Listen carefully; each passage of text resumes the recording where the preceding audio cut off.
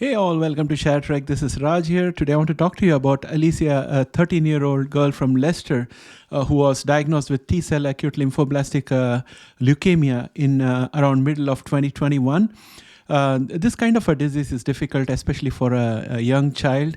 And also it's difficult for the family who are searching for a cure for their child. So overall, it's a very, very difficult situation for any family to be in. Typically, I always show photographs wherever possible of either the scientist who created the cure or the patient.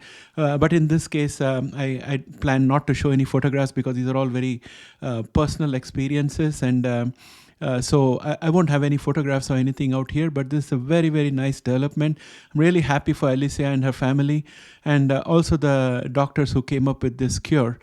And again, another reason why I have bought out this video is not only to celebrate this great achievement, but also it has been a few days since the news came out, and I wanted to bring it out to you before it becomes old information. This also brings to mind a lot of questions around the companies in our genomics watch list who are developing a cure for lymphoblastic lymphoma, and what does this news mean for those companies? So that's the question I'm trying to figure out. Watch till the end for all the answers. Let's get started.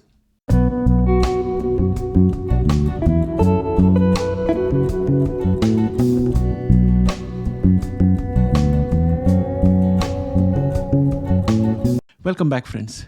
The parents of 13-year-old Alyssa were trying their best to get a cure for their daughter, who was diagnosed with T-cell acute lymphoblastic leukemia more than a year ago in around middle of 2021.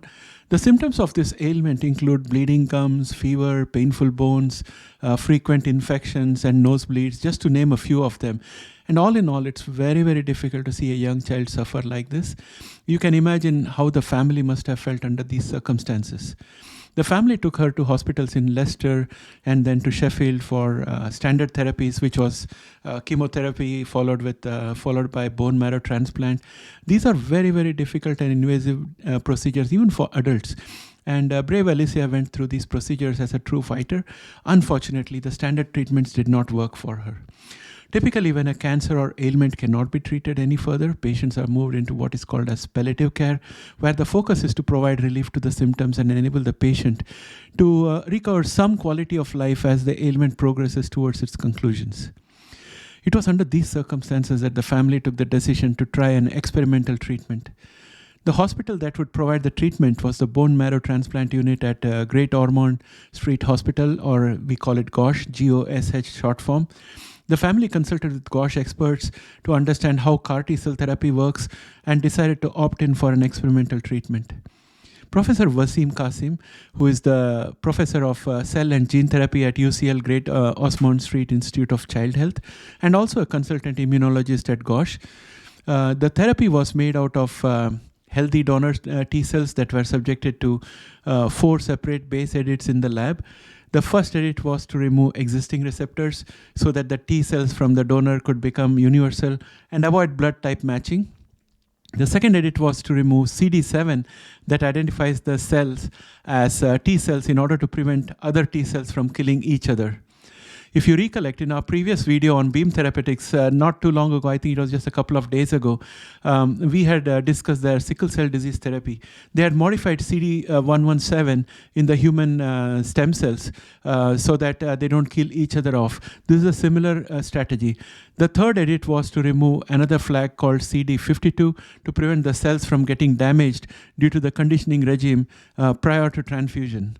The final edit was to add a CAR, or chimeric antigen receptor, to recognize the CD7 T-cell receptor on leukemic T-cells.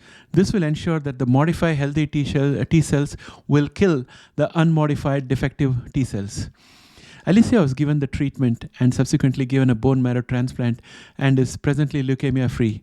And that's a very, very happy story. The hospital is now looking to register up to 10 patients for a clinical trial. This is a great success story, and I'm very happy for Alyssa and her family. This is also proof of concept of base editing and effective autologous CAR T therapy. It's all looking really good, and I hope that other ailments also follow the same trajectory of success and get into regular therapy available to all. Now, if you recollect, we have Beam 201. Let me give you a quick refresher of what is Beam 201. Beam 201 targets T-cell acute lymphoblastic lymphoma, exactly the same ailment that Alyssa suffered from. This is a multiplex-based edited anti-CD7 CAR T-cell investigational therapy, and it is allogenic. Preclinical models examining Beam 201 demonstrated potent and dose-dependent tumor control in an in vitro and in vivo xenograft model.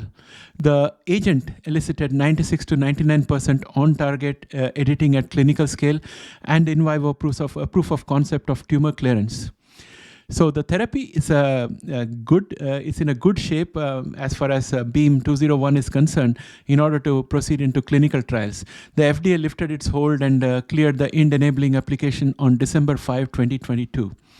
I have been searching for any press release from Beam Therapeutics that can throw some light on whether Beam Therapeutics was in any way involved in this success story, but I have not found anything so far.